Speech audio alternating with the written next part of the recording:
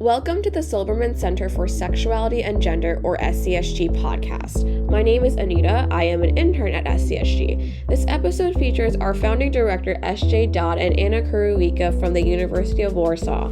They discuss asexuality, which is Chapter 4 of the Routledge International Handbook of Social Work and Sexualities, and discuss Anna's work.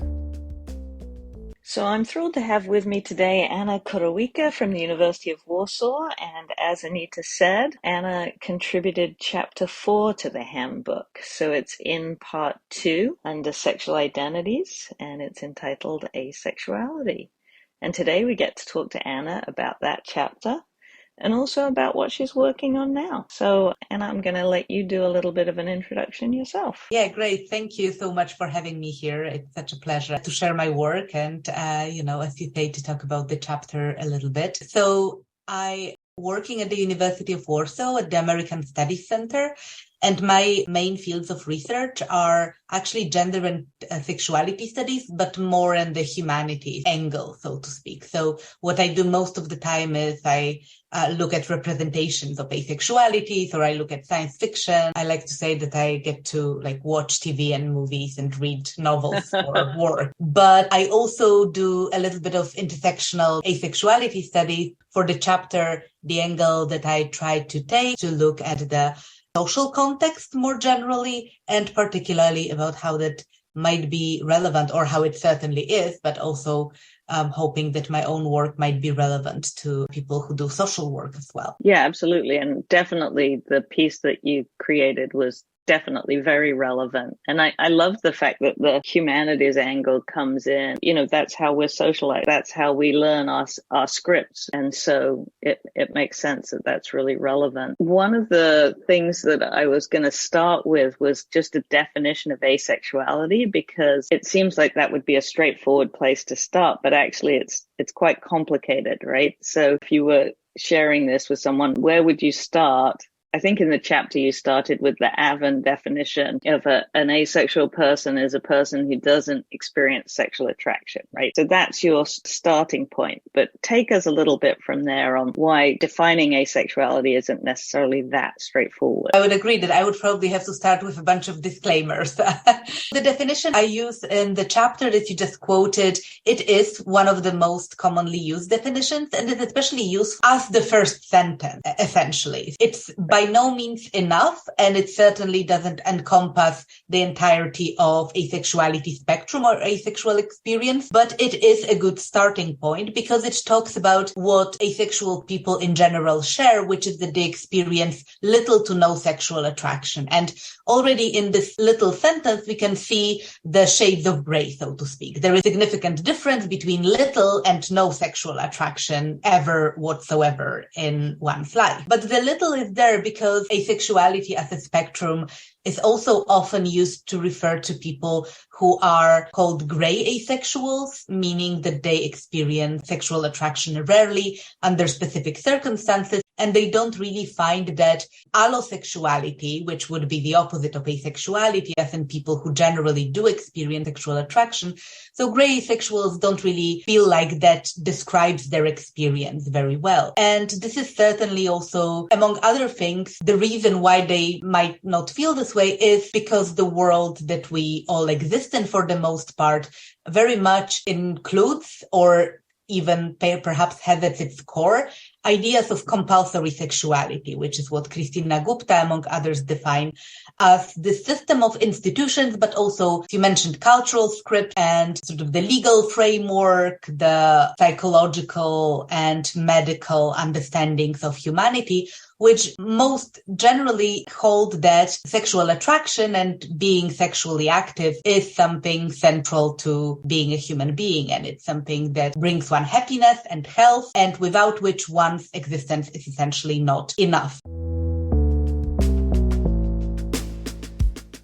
The context of compulsory sexuality also, I find, helps define asexuality, because it is in this cultural milieu, and it is, in a sense, it's not only against compulsory sexuality that asexuality is constructed, but among other things, it is against this norm. And it perhaps for that reason speaks most to people who find that they don't meet this norm in some sense. So asexuality can, as I said, refer to little or no sexual attraction. One very common and very important caveat is that it doesn't define one's behavior. And it seems obvious, of course, if you come at it from the angle of sexual orientation or identity in general. We would never say that a gay person needs to have had a certain amount of sex with a same-sex partner to count.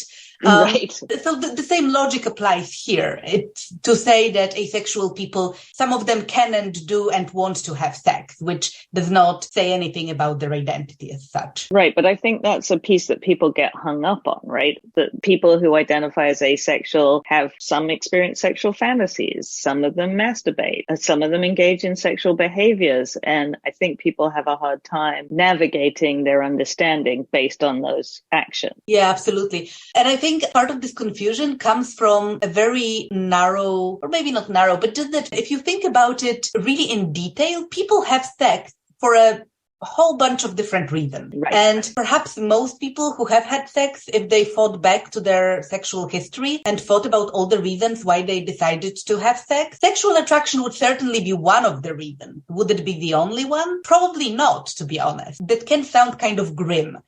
Because I don't mean to imply that the other reasons are bad or that the other reasons are, you have to force yourself to make somebody happy, or that it's non-consensual, or that you do it only for, let's say, practical reasons of, I don't know, reproduction. There are a number of, or a whole array actually, of different motivations people have to engage in sex, many of them sort of, perfectly fine and consensual, including the need for intimacy, wanting sexual release. Many sexual people do experience libido and sort of desire that is not directed necessarily at somebody. It might be to feel close in a relationship. It might be, just a neutral activity for some that they don't really assign much meaning to. They wouldn't necessarily maybe seek it out by themselves if given other choices, but also at the end of the day, why not? So I think the other piece of the puzzle that thinking about asexuality brings to our understanding of human sexuality in general is that it can also help decenter sex, or help think about sex as not necessarily something that is qualitatively completely different from other human experiences, needs, wants, pleasures. It can also, in a sense, become mundane. And I, again, don't mean that in a bad way. Just, one of the many things we do in life, or many of us do, because, again, not everybody does in life. And the other thing I wanted to mention here is asexuality is also a place where the so-called split attraction model is very useful for thinking about what needs people have and how they go about meeting them. And the split attraction model usually refers to the different kinds of attraction that people experience, which often go together, but they don't necessarily have to. And maybe the best example of that would be distinguishing between sexual and romantic attraction. I was definitely going to ask you about that, because I think that's actually one of the positive things that more visibility about asexuality has brought out, this distinction between sexual attraction, romantic attraction, and then not to decouple those things, I think is important. Absolutely. And I don't think it's very easy. And I don't think it's easy for people who get reinforced this idea that sex should be connected to love, and it is naturally connected to romantic love. And that, again, these two needs are natural and universal in a sense, but also that they often, at the end of the day, go together, despite the fact that there is now, of course, much more acceptance and understanding of casual sex than in the past. Still, the idea that one can experience romantic attraction, be interested in a romantic relationship, fall in love, and, fulfill a lot of the norms associated with living in a romantic relationship without necessarily also being interested in the sexual dimension of this relationship. That is an experience of many asexual people. And again, maybe not a super easy one to grasp, especially from the outside, and especially that it's not also necessarily part of our everyday conversation to ask in detail what it is that you do in bed with your partner. So certain things might be assumed about what the sexual dimension of a relationship is. And that might, of course, be good for privacy, and everybody, every person does whatever they feel like they should do about that. But it may also lead to making asexual people in relationships invisible, because it doesn't seem like they exist, because it is assumed that they are not, in fact, asexual if they are in this romantic relationship. And for social work, the work I do on sex positive social work would say, you said many of the principles of it right there, right? Don't make assumptions, don't be judgmental. And if somebody comes into your office to see you and they're in a romantic relationship, you might be making all sorts of assumptions about their identity based on the gender identity of their partner, based on the fact that are they married? And if they are, you might be making all sorts of assumptions that they're then sexually connected to this person or sexually attracted to them or have a sexual identity rooted in that relationship, when in fact they might be romantically connected to this partner and carry an asexual identity. And I think that just reinforces those notions of sex positive social work that you don't assume. You don't assume the connection or the relationship or the identities, and you make space for those conversations and maintain a curious stance to develop that. Absolutely right, of course. And, I'm not a practitioner of social work myself, but the articles I've read that are mostly based on research with asexual participants and that ask them to talk about their experiences, whether it's medical professionals or therapists or, very broadly speaking, people engaged in all sorts of social work. Some of these articles also formulate certain guidelines or suggestions for the professionals. And certainly this idea of openness, as you said, and coming to the table without assumptions about what follows from what, because it usually does, but maybe not necessarily does. Certainly one of the most important things that people bring up. We unpack a lot, sort of cisnormativity, heteronormativity, all those things to make sure we're not coming in assuming somebody is cisgender or that they're heterosexual. But I think we don't take the same step yet to be assuming that somebody's allosexual, and that we take that bias in.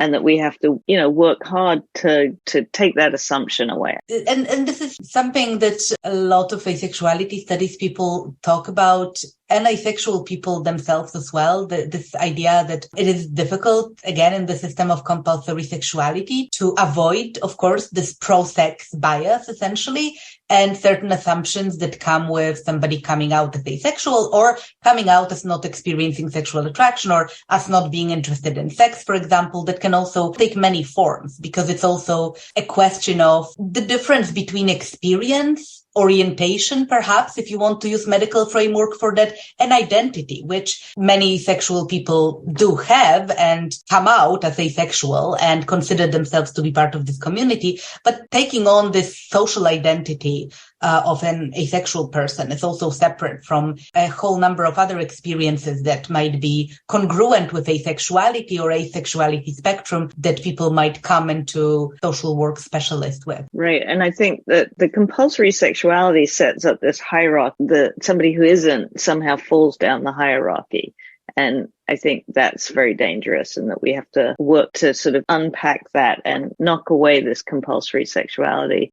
Somebody was saying to me the other day, because sex positive social work, they were like, well, why are you doing something on asexuality? And I said, well, it absolutely falls in line, because the whole point of sex positive social work is actually that we've had such a taboo around sex and sexuality that we haven't included it in our conversations with clients, in our assessments. We don't add the sexual dimension to the biopsychosocial, which is the assessment that social workers do. And if you come from this position that the sexual dimension is relevant, then it makes space for the person, and you invite the questions and you make the space for the conversation, so that you're not making an assumption of allosexuality, but that in fact somebody can define their sexual identity and explain their relationships or not. And also not assuming that there's distress attached, but I'm sure we'll talk about that in a minute, because of the way pathologization has happened around the conflation between low desire and asexuality, and the fact that sort of the medicalization of asexuality and trying to figure it out as a symptom and pathologizing it. Yeah, absolutely. This is another thing that asexual people bring up a lot. And a lot of anxiety is connected with these assumptions and how they play out, especially in a doctor's office, essentially, because the disconflation you mentioned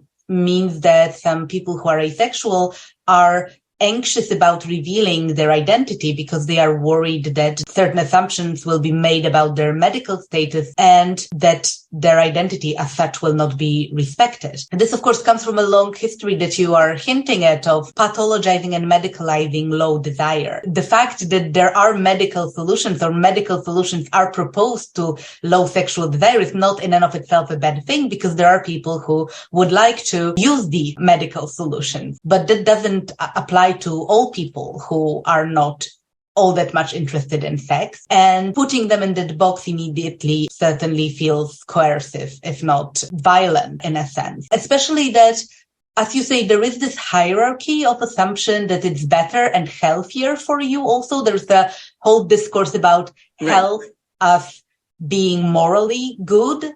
And this of course, so relates to disability studies. There is a whole body of research that tries to dismantle this association of health and able-bodiedness with happiness for one, but also with goodness, existing in a proper way in the world. So this is actually one of the challenges in talking about asexuality with disability, which is that both of these communities, so people with disabilities and asexual people, have a long history, for understandable reasons, of proving that they are not the other one. So people with disabilities have put a lot of effort and a lot of activist work into arguing for the fact that many of them are, in fact, allosexual. And this is due to a long history of desexualizing them, of course.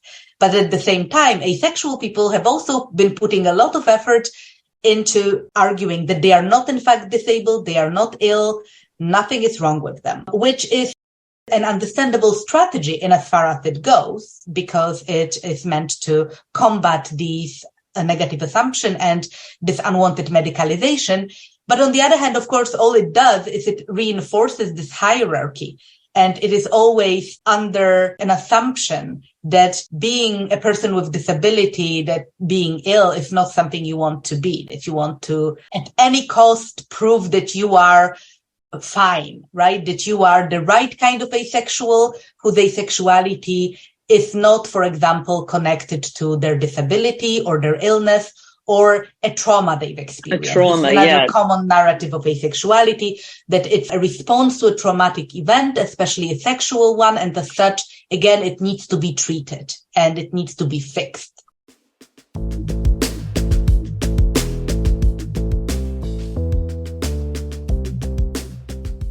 This history of desexualization of disability also reminds me to make an important caveat about compulsory sexuality, which is that, ironically enough, compulsory sexuality doesn't want every subject to be allosexual and sexually active. Rather, it's about being sexual in the normative and appropriate ways. I think that normative piece really needs emphasizing, right? Yeah. There is a way to be allosexual that is held up as the standard. Right, yes, exactly. And there are groups of people who are assumed and encouraged not to be allosexual. So disabled people have been this group for a long time. And the elderly, of course, we can sort of think about it along the axis of age and along the axis of race and other markers of identity. But it is mostly people who fall into racial, class, gender, and able-bodiedness and all other norms that are really supposed to be sexually active and happy about it. Thank you for making those important points. One of the things that came up when you were talking about the pathologization and the concern to bring it up with medical providers, I think in the DSM, one of the things that sets HSDD, which is hypoactive sexual desire disorder, which is focused on the decreased desire, one of the things that sets that apart from an asexual identity is that it creates stress, that somebody is experiencing distress about this low desire. However, because of all this context that we've just talked about compulsory sexuality, expectations, norms, those things, it's quite possible that somebody has distress, even though they have an asexual identity, because we're putting this pressure on people to conform to a norm that doesn't fit them and doesn't feel right. And I think that's an important point to make, right? Because this notion of distress, it's like, well, where's the distress coming from? It may be that the low desire is creating the stress, but it also may be that the social context is creating that desire and that the asexual identity itself isn't distressing. Yeah, exactly. This is the problem. And there's also one of the many debates in the asexual community is exactly around drawing lines between asexuality and HSDD, or there is a new diagnosis in the latest DSM that refers specifically to women, which is female sexual arousal disorder. And there are different gendered expectations and the different diagnostic criteria there. But the element of distress you mentioned, which is very commonly brought up as we need to distinguish between those. This seems like a good way of distinguishing, of course, brings up exactly the problems you mentioned, which is what is the source of this distress? And frankly, it seems to me, and, I'm not a medical practitioner, so I'm not sure exactly how it works out in a medical setting, but it seems to me that for many people, it might be very difficult to distinguish between the different causes of experiencing this desire, especially as you've been existing in the world as it is for some years, and the causes of your feelings around your low attraction or low desire might be intertwined with one another somehow. There might be some judgments from the outside. There might be things that you've internalized due to the cultural script and expectations around you. There might be ways in which having low desire or low attraction makes your life difficult, for example, because maybe you have an allosexual partner and there is distress connected with that area of your life. Where does this distress come from? And is it really possible in all situations to very clearly make this distinction? That seems problematic and very difficult in practice to me. I wanted to talk a little bit about the important role that the internet and online communities have served for the creation of asexual community, or people who identify as asexual finding community. And some of that community has been what's allowed these sort of groups or differential identities to emerge around demisexuality or aromantic. I wondered if you'd talk a little bit about the central role that the internet has played on asexual visibility and community. Oh, yeah, definitely. So the place on the internet to start is certainly the Asexual Visibility and Education Network, which is this hub of all things related to asexuality. As the name of the website suggests, this is a place explicitly set up to promote visibility of asexuality and to educate people about asexuality. And it is interesting because it plays a dual role. It is external facing. The website address is asexuality.org. So it's likely that it's one of the first places you hit on if you are searching for information online. So it does have this purpose of being the first place and the first source of information for people looking for it. And from that perspective, it offers relatively simple definitions and information about asexuality. It does include, of course, information about the asexuality spectrum and the different experiences people have, and the romantic, aromantic, other different kinds of attraction. But it's also relatively easy to digest. There is also the other side to AVEN, which is the forum. For a long time, it was one of the most prominent places where members of the asexual community would meet and talk to each other online. I feel like this is changing now, and over the last few years, Tumblr has taken up this role, Twitter, various other social media and groups of social media have been used to promote that kind of community as well and exchange of information. But a lot of it did originate on AVEN forums. And this is sort of disentangle their own feelings about their identity and situation, and also talk more theoretically about asexuality, how they understand it, what they think it says about the world. They talk about the various micro-labels, much less common than gray asexuality or demisexuality, for example. And they also talk about broader significance of asexuality. And this is, for example, among other places where some of these discussions about disability, illness, asexuality, and the intersections of those take place. So these are not conversations that are necessarily very easy to summarize and to neatly serve to people who are only looking for the 101 version. But right. I would say that these are the two equally important aspects of asexual online community, to both promote awareness of asexuality in general, but then also to go deeply into the various shades of asexuality and how it might be lived. And I think that the importance of AVEN originally, and you said it's shifting to other platforms now, but ties into your other work, which is the lack of asexual visibility in media and in movies, TVs, books. And I know that you spend some time looking at that. Has it improved? I think it has improved quite a lot, actually. So when you read about representation on television or in popular culture, one of the things that is most commonly brought up is the infamous episode of House MD, this procedural medical TV show where House, who is of course infamous for being incredibly sort of straightforward, but also impolite to his patients, he has these couple who are asexual, or they claim to be. And of course, he is incredibly skeptical. He does not believe that there is such a thing. And he turns out to be right. So in the episode, he discovers that the man is ill and the woman is pretending to be asexual to stay in the relationship. So essentially, this is one brief episode of television that encapsulates quite a few of the most negative stereotypes and assumptions about asexuality. That's quite amazing. But, it has come a long way from there, mainly by centering asexual characters as opposed to making them side characters in someone else's drama. One of the most prominent examples of that recently has been one of the characters on BoJack Horseman.